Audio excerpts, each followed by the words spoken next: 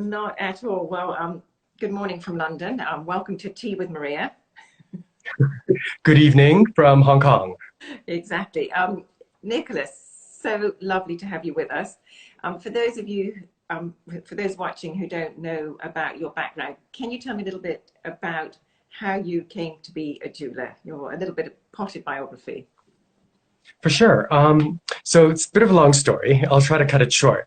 So I'm originally from Hong Kong, and I moved to London in 2001, where I went to Central St. Martin's for a foundation year. During my time in London, I also interned for a few designers, Lara Boeing, Sean Lean, and Philip Tracy. Let me just say those are like some of the biggest names in design. So a great start, I would say. We're contemporary designed, yes, yeah. And then after my master's at the Royal College of Art in London, for jewelry, I went to the RCA for jewelry and metalsmithing. And then I came back to Hong Kong to work for a luxury fashion house, Blanc de Chine. And I did their accessories and their jewelry for about 3 years. Right. And then in 2011, I moved to New York as Associate Creative Director for Alexis Bitar. So I did his press collections, and then in 2012, I set up my own company. So I designed a line of fine jewelry where I retailed in local smaller jewelers, Rosark in LA, London Jewelers in the Hamptons, and Broken English in New York. Fantastic. So a really wide international range of experience. And you've worked with some big names as well and had some very senior positions in your as yet short career. Yes, yeah, I've been very fortunate. And then in 2015, I was hired as Director of Design for High Jewelry and Custom Design for Tiffany & Co. That's just incredibly, high profile and, a great recognition of your talent. Thank you. No, it was a wonderful experience to be part of such a historic and storied company in New York. And Absolutely. when we work to luxury, like truly American luxury jewelers. Yeah, so that shows that your scope, that you're able to work in very many different environments, adapt to different styles, and that to me is a sign of a really strong designer, is that you're able to do a range of things. My God, they've just started drilling outside. Can you hear that? Can you hear it? Yes. Great timing, right? I'm going to see if I can get them to be quiet. I'll ask my daughter to go and talk to them. And and you're in Hong Kong right now. How has it been for you over the past few months? Hong Kong is in its, unfortunately, we're in the third wave of the COVID pandemic. So we're there, we might have stricter lockdown measures coming forth. But at the moment, we have still been quite fortunate. We didn't have a full lockdown, as I think in New York and in Europe as well. Yeah, You guys have. definitely. And you've managed to continue working. You've got your studio in Hong Kong. Yes, I have my studio in Hong Kong. I have been managed to carry on working, but just at a much slower pace. I think everyone's interest has been divided, understandably. Mm. So it's just getting used to a slower pace, which I personally quite enjoy. Yeah, I mean, that slowing down, I think, has been something that we've all in some way appreciated because we did have quite crazy lives before, didn't we? Yes, we did. Yeah. And I know that everyone's dying to take a look at your jewelry, and you've got a really good setup because we've rehearsed this. So I think we can start looking at what you described your style to me the other day as minimalist baroque. So, Yeah, so my style is quite minimalistic with Baroque accents. You know, there's a harmony between minimalism and maximalism, masculine and feminine in my pieces. I have like smooth, sinuous lines that create the minimal forms, and they're accentuated by diamonds and pearls that become the Baroque details. right. Well, shall we take a look at them then, Nicholas? Yes, absolutely. Let me So show you. I Let me have to say, switch my. Nicholas has one of the best setups for showing jewelry of all the ones we've had so far. Well, actually, I can't take credit for this. This was actually told to me by Risha. Um, so here we have a tentacle cuff in gold with a matte gray finish. And you see a large South Sea pearl is protected by the tentacle, and you have a beautiful spiral of diamonds that coil around the cuff. And this is one of your largest pieces, isn't it, Nicholas? Yeah, this is one of my larger pieces. And to match as well, I have the tentacle earring. So this you can wear with the pearl facing forward or behind the ear. That's so clever. I love that versatility. So you can here you can really see the diamonds spiral. Oh, that looks beautiful. Well, as you twist it around like that, that looks great. That looks really And then lovely. just some dark diamonds set behind the ear. Yeah, that is fantastic. Can we see the bracelet again, Nicholas? Sorry about this noise. And Yeah, for show sure. that opening clasp. Yes, the hinge is done beautifully. There's a hairline hinge here, so it opens Yeah, that's very, very smoothly. yeah. Do you want to tell me a little bit, Nicholas, about your use of matte and the sort of more subtle, less shiny effects that you were after? Yeah. Of course, I favor a gray finish on the gold, which is quite masculine Hmm. and industrial by making it matte, it creates a softer, more feminine quality to the jewels. Yeah, that's really really beautiful. And I like how you use the diamonds as accents so that the emphasis is really on the pearl and that beautiful sinuous shape. Thank That is really you. lovely. I'm just going to say something. My daughter's gone out to ask them if they can stop doing whatever they're doing. Oh, God, thank you. always the way, isn't it? And Okay. here I have the Medusa pendant. So this can be worn as a pendant, or you can flip the bail down and you can wear it as a brooch. And the brooch pin mechanism also unscrews. So you can, when you wear it as a pendant, this doesn't scratch the skin. Wow, that is So here beautiful. we have a large stuff. Versatility is quite important in your jewellery, Nicholas, isn't it? Yes. Yeah, I'm a bit obsessed with transformability because I like to give people options because I myself like options. And to get that form with all that movement, there is some articulation in there, isn't there? There is, yes. So this is a new piece, so the articulation is not as smooth yet. But as you wear it, it will become softer. It will flow a little bit easier. Yeah, and those really fine tapered forms at the end. What's the process to create a piece of jewelry like that, which looks like it might be a one of a kind? Yeah, this is a one of a kind. And so after I did the rendering for this, we went straight into wires, and we created the strands of diamonds on metal wires to get the shape right before we set the diamonds. And you can Wow. see the back is all beautifully azured. And so this kind of work, it takes a lot of labor. Each window is opened by hand and properly polished. Yeah, I mean the level of detail on the back is definitely worthy of admiring. You could, even wear it back to front, given the level of finishes that you have there. That would actually be kind of cool to wear it back to front. It would look quite industrial. Yeah, and And actually, here, speaking of back to front, Nicholas, you've got a ring that I don't know if this is your order you wanted to show them in, but you've got a ring where you do something very clever with diamonds. Oh, sorry, earrings, isn't it? That I the like so earrings. much. So here we have the orchid earring. Hmm. Apologies, my lighting is not as brilliant as I would like. And so this is a pink tourmaline, Hmm. and you can open and close the diamond petals. Wow, that is so subtle, but so beautiful. On the side, you can't quite see. If you catch the light, you can see just a tiny row of rubies set in that bridge on the side. That level of detail, that oh, and look at the back, the diamonds as well. The back is also fully pavé, just because this is quite a large piece. So as you wear this, you will see the back of the earring.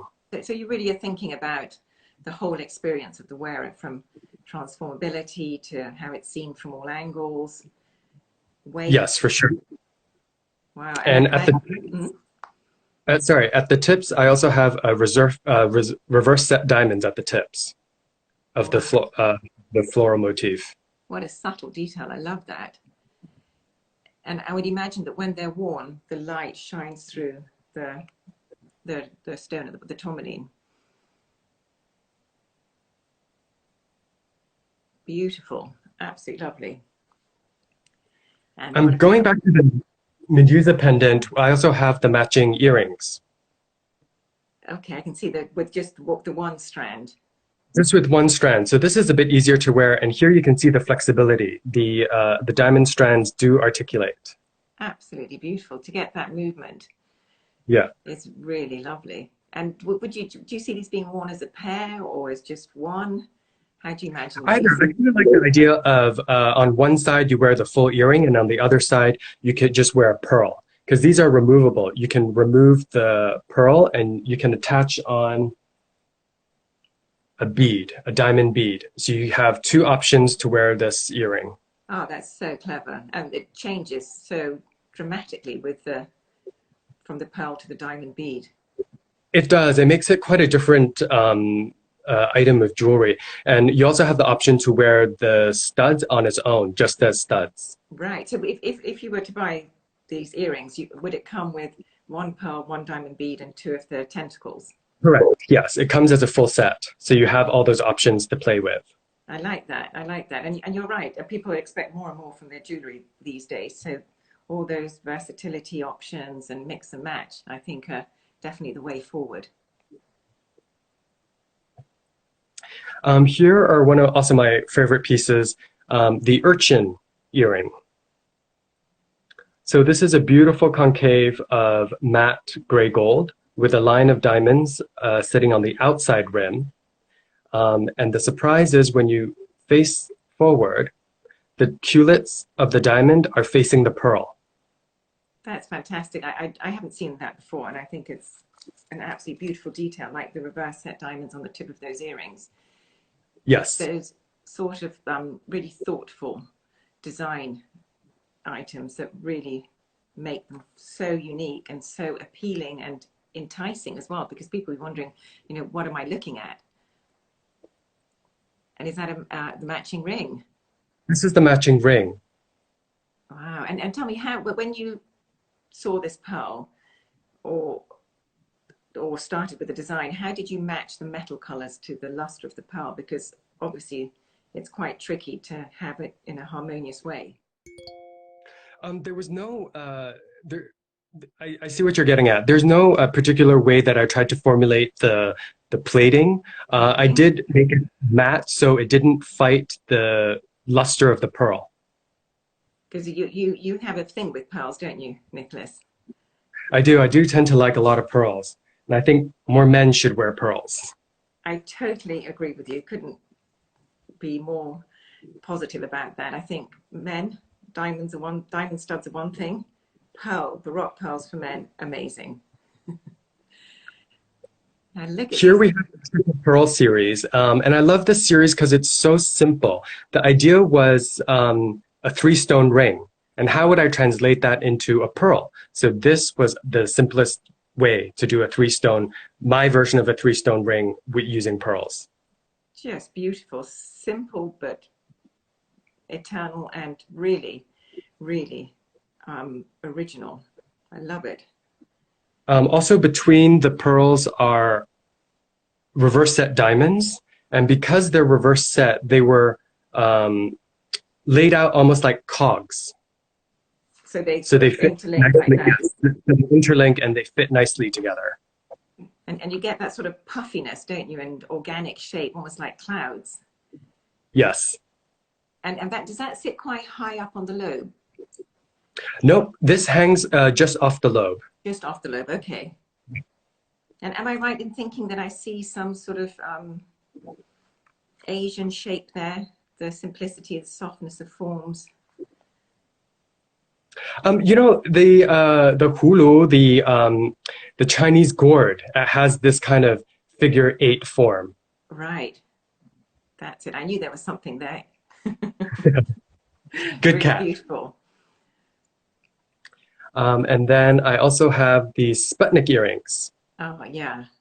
Those are... So these are large South Sea pearls, pearl in the center, and I matched them with Akoya pearls around the rim.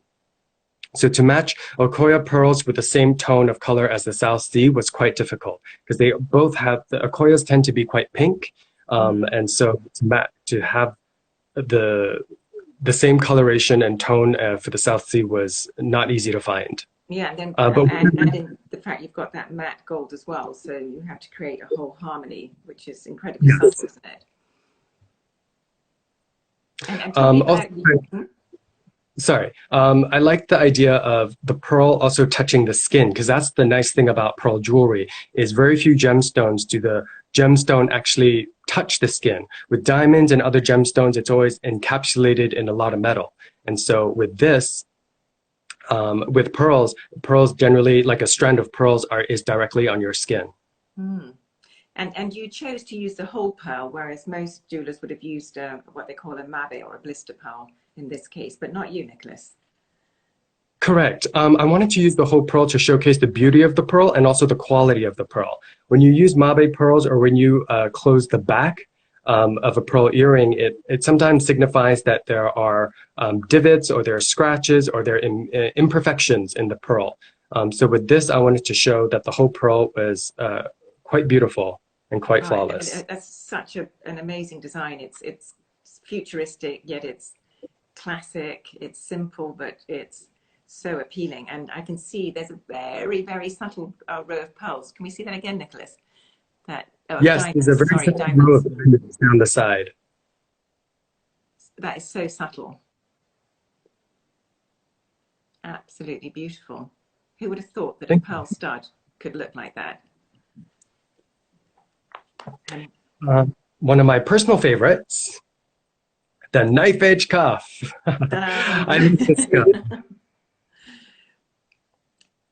And this, Nicholas, we haven't really spoken about this, but some of your jewellery is unisex, and you wear your jewellery. And I do. I wear a lot of my own. I wear a lot of my own jewelry. I wear this quite often.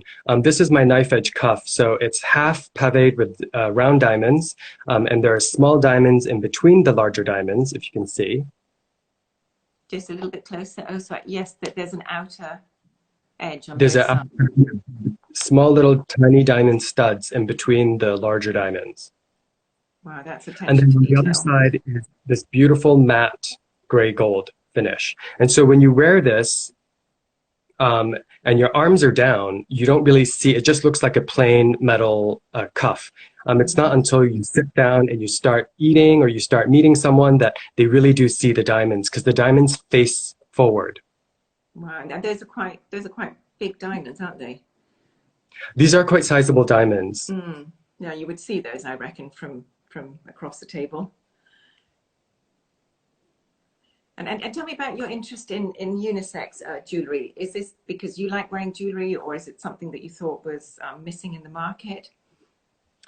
I think in general, especially for this piece, I wanted pieces that are just easier to layer and stack together for every day. And somehow that naturally translated into unisex jewelry. Just because the more basic it is and the easier it is to stack and wear together, just naturally becomes easier to wear for both male and female. Mm, yeah, yeah, absolutely. That is definitely gender fluid, and I can see a stack of those looking great on a man or a woman. Beautiful. So I do have a pair. So sometimes you can wear stacked together, which looks quite great. I bet Or they you look can wear really nice. diamonds facing each other. That's for a much more discreet look, isn't it? Yes. Ooh, Oh if I can yeah, get it right. that's lovely. And they fit perfectly, don't they?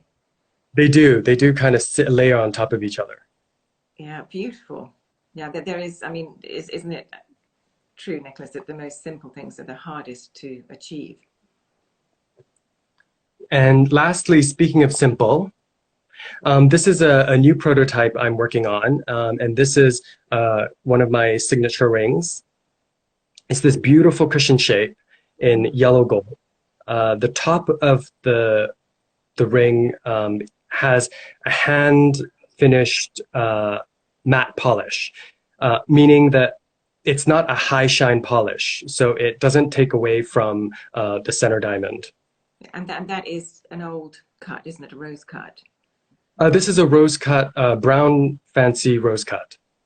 And again, totally unisex, isn't it? Yeah, this is very easy to wear. I wear this either as a pinky ring or sometimes as a ring finger ring. Wow, that's beautiful. Strong design, and interesting that you've chosen to set it into a sort of rectangular shape as opposed to the more classic oval or Yeah, round. instead of more elongated. I do can tend to like this profile of jewelry. I feel like it's quite statement, setting stones east west. Yeah, definitely. And from behind, have you closed up the back, or is it, what is it I like? haven't closed up the back because with rose cuts, if you close up the back, it just becomes absolutely dead. Okay, so it's set and you've got a highly polished back. Yeah. Yes. No, that is beautiful. Yeah, and I think that I mean, obviously signet rings have very much been a trend, and also diamond rings for both men and women that are moving away from the traditional four claws, you know, the normal three in a row. So something like this is very much of our times, I feel, but done with a simplicity and sophistication that few achieve, Nicholas. It's really stunning. Thank you. Yeah. And I don't think, have you got any more shirts in your little makeshift studio, or shall we flip No, around? that's it. That's it for now. Okay, but I want to see what you're wearing. I know you're wearing a beautiful necklace, Nicholas. Oh yes, let me show you this. So this is one of my pieces that I wear all the time. It's a transformable necklace, rose cut diamond necklace with pearls. So you have this beautiful 16-inch diamond rose cut necklace that's attached to a pearl bracelet. Wow. And so you could take it apart as well and wear it as a bracelet.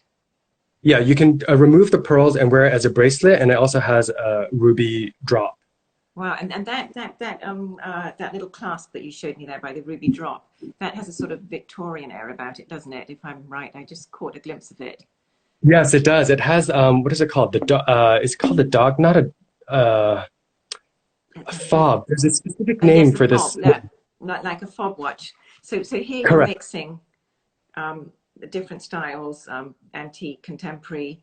You're mixing different genres of pearls and diamonds in different ways, and creating something which is totally contemporary. And that's what I love about your work, Nicholas. And unisex. Thank you. Yeah, that's a lot to wrap into a piece of jewelry. Yeah, it's yeah, a lot, and it's transformable. So do you often wear the bracelet on its own? I really do love the necklace, so I normally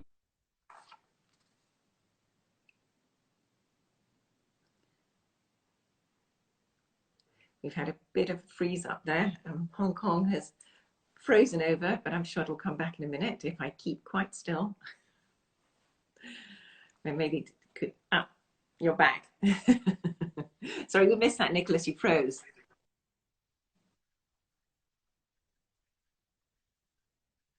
full form because I like the necklace as a whole. And I like the mixture of you have the diamonds and the pearls and the ruby. It's all a bit of a mix together. Yeah. So, Nicholas, do you mind? Can we see the tentacle cuff again? Because there was all that noise going on when you showed it the first time. And so, for those who had to endure the horrible drilling, maybe we can see it in Let me peace show it to now. you on. My daughter went out and told me to be quiet. Because it does have to be seen on. That is the best way to see it. Look at that. Wow. And the details, how it wraps around and everything comes to the finest finish and just beautiful. Absolutely lovely. And it goes with your tattoos. It kind of does. It kind of melts into my skin. I've considered trying to make one It of these does for sort of myself. entwined, isn't it? That is just beautiful. And a very original way to wear a pearl. And I think when you see it worn, you understand how the diamonds going round create that effect of movement, but very gentle. It's almost sort of like waves of diamonds encircling the wrist. Yeah, the spiral of diamonds really helped make this piece look more sinewy because you see that it coils around and it kind of accentuates those curves. And so what inspired this piece, Nicholas? We haven't really spoken about your inspiration because the pieces sort of talk for themselves. This was inspired by the tentacle, and because I love pearls, I really wanted to protect this beautiful South Sea pearl. So that's why you see the tentacle is kind of coiled around and bringing the pearl closer to itself. Yeah, it has a sort of tautness about it, doesn't it? Exactly. There's Yeah, some it's talk. allowing the pearl to get away. Wow, that is beautiful. And can we look at the orchid earrings again? Do you mind, Nicholas? Just, I think that anybody who missed those would love to see those again and open and close. Yeah. Can you So you tell me can wear what? Mm, them fully closed. Is this the right? Is this further back is better? no, that's perfect. So So you can that's wear them fully opened, or you can close just the top. The mechanisms are individual, so you can move them individually. and can you tell me the sphere at the top? What is that made of? Because it's difficult to see from here. The sphere at the top is argentium. It's a slightly finer sterling silver, a different formulation, because sterling silver sometimes doesn't adhere with black rhodium so well. So I tried a different formulation of sterling silver, which is called argentium, and Hmm. it adheres the black rhodium a little bit better. So that's why I used argentium for the top. And then you've set it in with diamonds in a seemingly random pattern, which is Yes. very naturalistic, isn't it? But let me tell you, seemingly random patterns are quite difficult to make seemingly random. I'm sure they Ordered are. patterns are actually easier to complete because you have order and you have form. There is a formula to where you place the diamonds, whereas with a sprinkle or a sparkle of like a ombre of diamonds is actually more difficult to achieve. Yeah, and the effect is absolutely beautiful and in keeping with that floral motif. And I would imagine that those are different size diamonds as well, making the diamond setters work even more difficult. Correct, and actually some are also set in reverse to get that different texture and that different sparkle. Wow, what incredible attention to detail. I mean, you are a perfectionist, Nicholas, aren't you? I am a little bit OCD, as we all. I think all jewelers are. You must be, Yeah, you can't because be a. jewelry is a small, intimate product, piece of jewelry, and so in such a small item, there's so many details that you can fit into this. Yeah, no, you can't, be slapdash or sloppy, can you? And I'm just appreciating now as you held it to the side, the different layers and heights of the petals as they fold over the stone. I hadn't noticed that detail until now. Yeah, that is absolutely lovely. Very beautiful. And so you're talking to us from your studio, Nicholas, right? I am, yes, I'm talking to you from my studio in Hong Kong. And this is where you design. Is this where the pieces are made? No, I have a jeweler that makes the pieces for me. I don't make any jewelry physically myself. I Mhm. used to. I took too long. I can So it imagine. wasn't financially viable. I took too long, and honestly, I also wasn't very good at it. I'm a better designer than I am maker, but I do enjoy making jewelry and making pieces. Well, I made yeah, all my earlier prototypes. you make all your prototypes. I make all my earlier prototypes. Now I don't anymore, but when I was at the RCA and at Central St. Martin's, I made all of those pieces myself. Wow. Well, I mean, I think before you joined, I was saying to those who were watching that you were very interesting because you are not only so international in the places you've worked, but also your education has been, really incredible. So I think what we see is a distillation of these, the best of the world coming together in your very, very sophisticated jewels necklace. They're an absolute treat to Thank you. see. Thank you. That's very kind. No, absolutely lovely. Nicholas, thank you so much for your time. No, thank you for having me. Lovely. It's And been wonderful to explain my jewelry and bring you into my